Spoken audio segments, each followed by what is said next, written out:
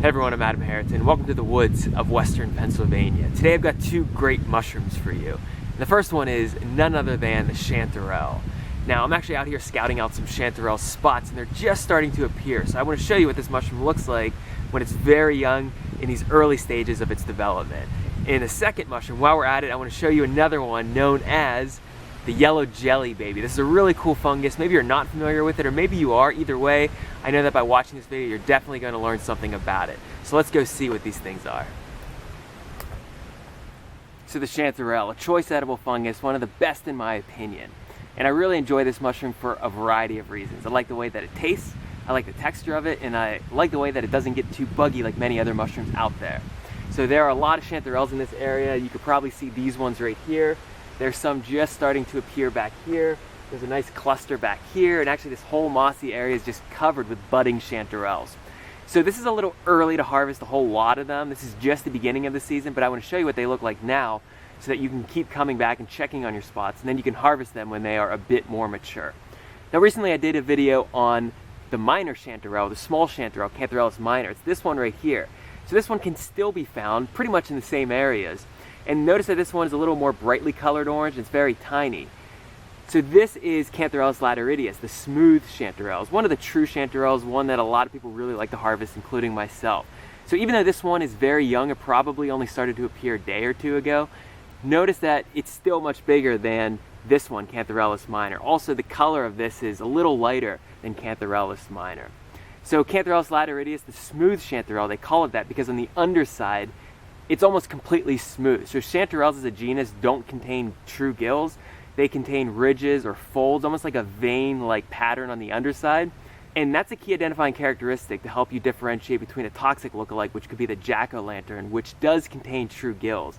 But what's interesting about Chanterelles lataridius, the smooth chanterelle, is that you barely see any ridges or folds on the bottom. So I'm looking at it right now, and it's almost completely smooth on the bottom. When these things first start appearing, the smooth chanterelles, they're typically flat on top, but as they mature, they become more vase-shaped. And that's where the genus name Chanterelles comes from. It comes from cantharus, which is a drinking vessel that is typically vase-shaped. Now, you'll typically see these in hardwood forests. I see these in Pennsylvania in association with oak trees, and they are mycorrhizal fungi, so they hook up symbiotically with these oak trees and other hardwood trees, and they shuttle nutrients to them, and then they receive nutrients in return.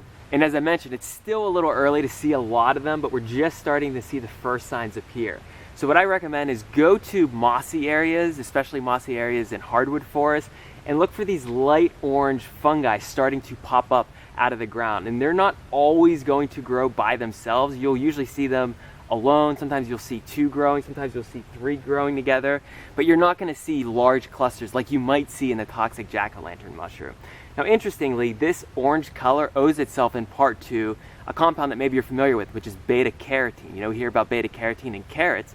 Well, beta-carotene is a form of pro-vitamin A, so it can be converted into the active form of vitamin A.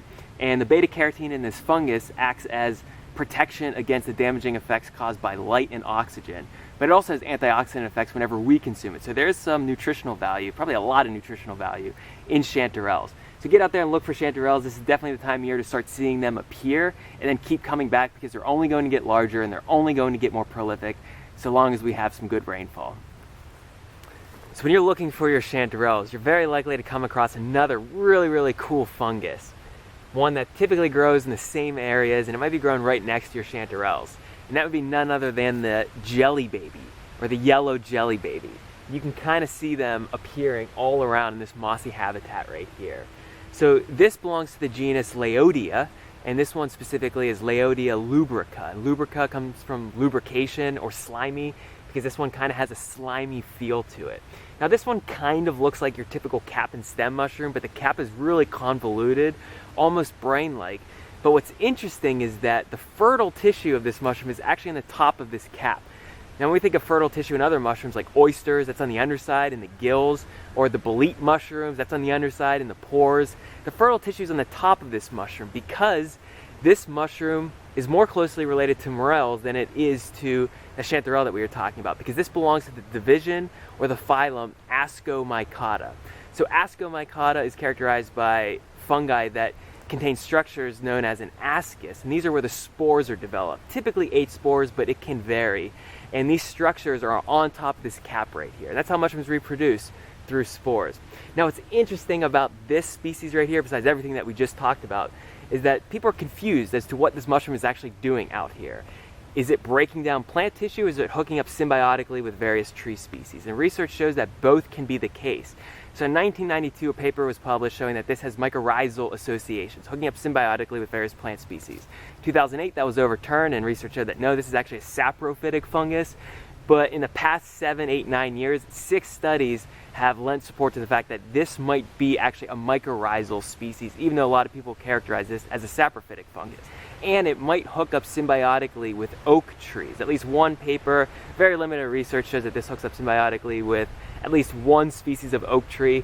And here we have a lot of oak trees, so perhaps this is acting as a mycorrhizal symbiont, shuttling nutrients to the oak tree, and the oak tree shuttling nutrients back in return. Or maybe this is a saprophytic fungus. Either way, still a cool fungus. Now, when it comes to edibility, you're probably wondering, can you eat this? Well, there's not really much here to eat anyway, and honestly, when you look into the field guides, some sources say it's edible, some say it's not edible. Now, I would just recommend doing more research on it, and I'm not going to recommend anything on this mushroom regarding edibility because I just don't know. Some people say it's edible, some people say it's not.